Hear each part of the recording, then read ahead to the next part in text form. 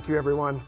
Really happy to be here, and I want to thank Amy for inviting me and also for devoting some time to this very important subject that we feel has been neglected in our strategies for addressing the climate crisis and biodiversity loss. So again, I'm the managing director of SPUN, which was started in 2021 with the mission to map and protect the mycorrhizal fungi that regulate Earth's climate and ecosystems.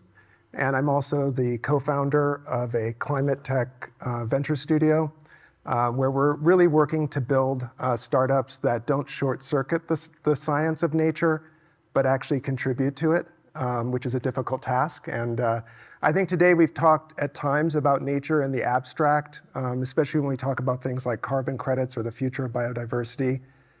We tend to kind of talk in big abstractions. And so I was really happy to have this chance to kind of dig a little bit deeper into the natural world, how we're using science and tech to understand better.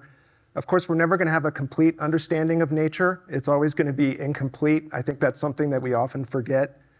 There's a book by James Bridle that came out a few years ago that really made this point very strongly, that our knowledge is always going to be a little bit incomplete.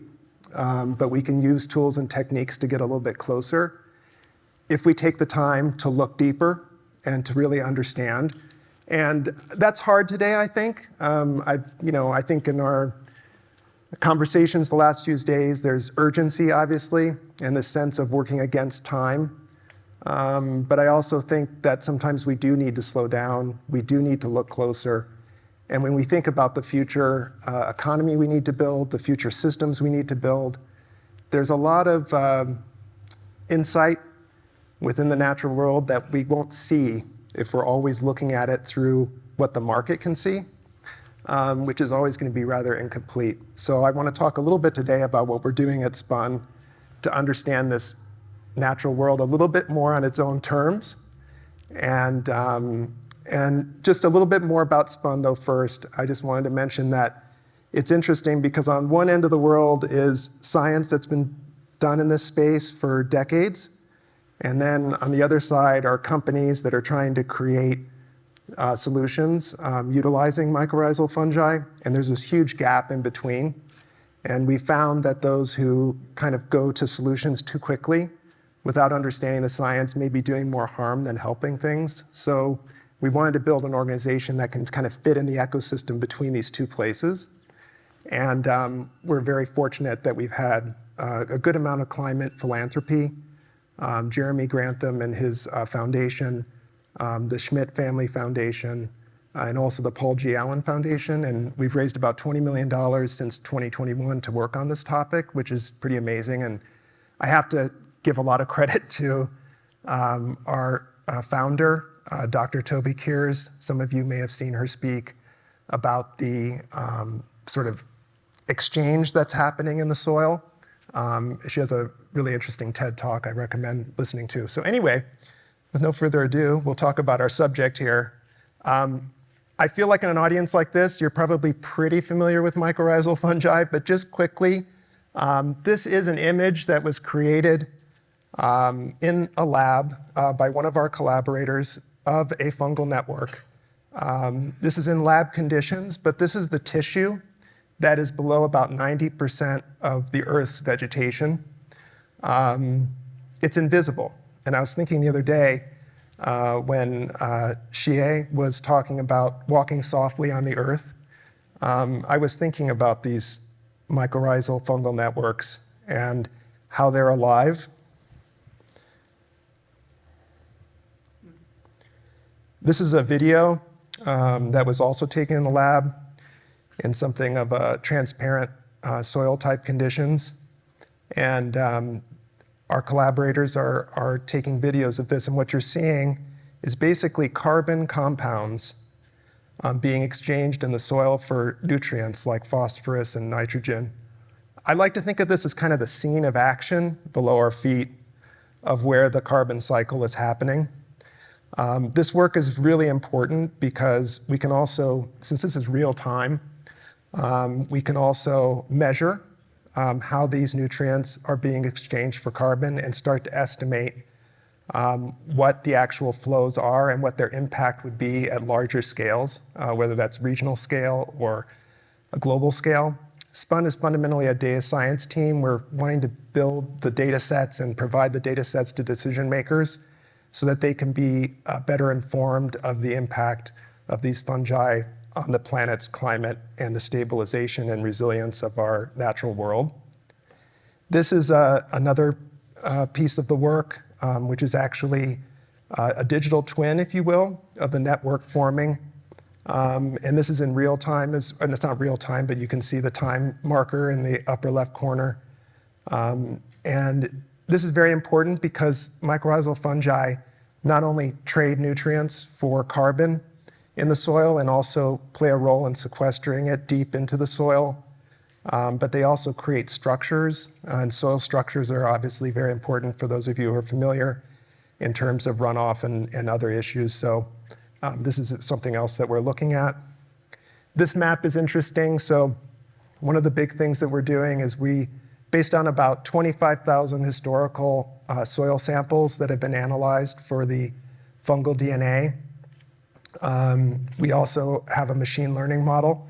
We basically look at we predict what the biodiversity richness is of mycorrhizal fungi around the world. And there's a lot of mismatches. For a long time, there was this assumption that the above ground vegetation can be a proxy for what's below ground. And there's a significant mismatch.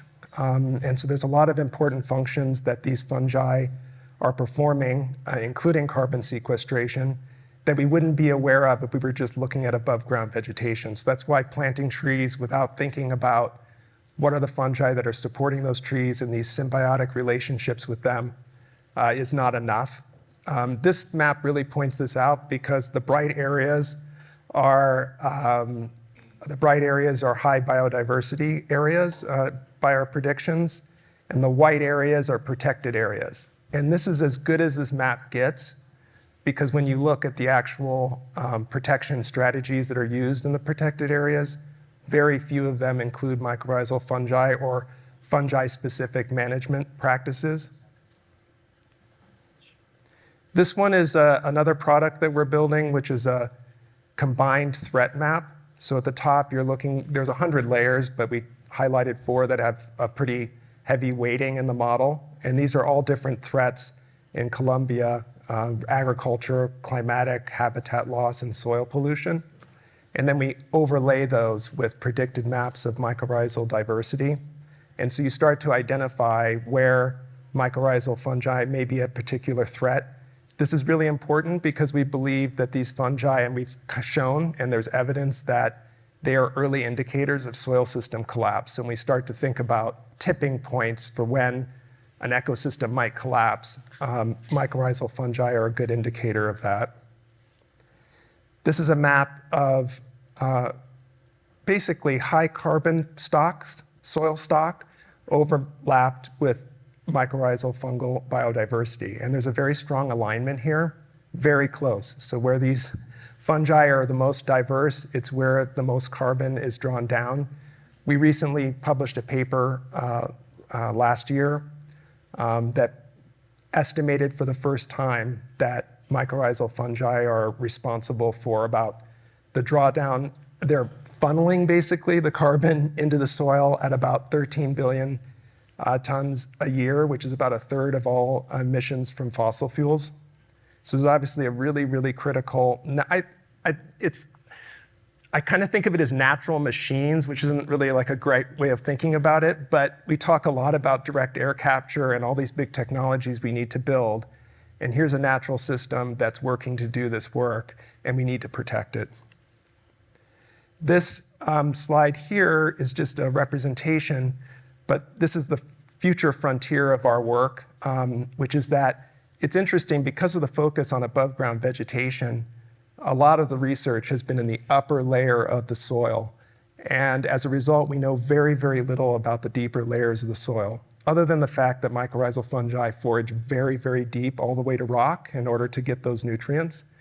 And so an innovative area for us now is to dig deeper into the soil, which is no easy thing, and to identify what are the specific fungal communities that are drawing carbon deeper into the soil. And we're asking the question, can we collaborate with them to nudge them to pull carbon more deeply into the soil? Because the deeper the carbon goes, the more it stays.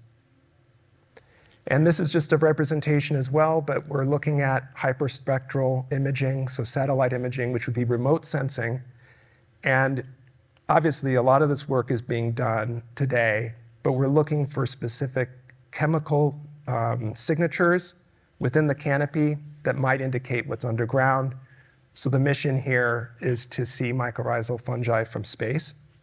And I realized as I'm coming to the end of this, I was pretty technical in this talk, so I apologize if I didn't give a good description at the beginning of these organisms and how important they are, but I just want to emphasize that the work that we're doing at SPUN is to really integrate the power of this natural system into our decision-making about landscapes, how we manage them, and it's a real significant gap. There's very little research that's made its way into application in terms of land management strategies. I gave the example backstage to someone that in a way right now it's a little bit like general probiotics. So people know that mycorrhizal fungi are important, but they just kind of pump something in the ground. I've talked to many companies about this. They just pump something in the ground that's general purpose. And so what SPUN's trying to do is we're trying to be more intelligent and intentional about what we put into the earth, think about what the long-term consequences are, and make sure that it's for the mutual collaboration and benefit of humans and the natural world. So I came to the end. Thank you very much for listening to this.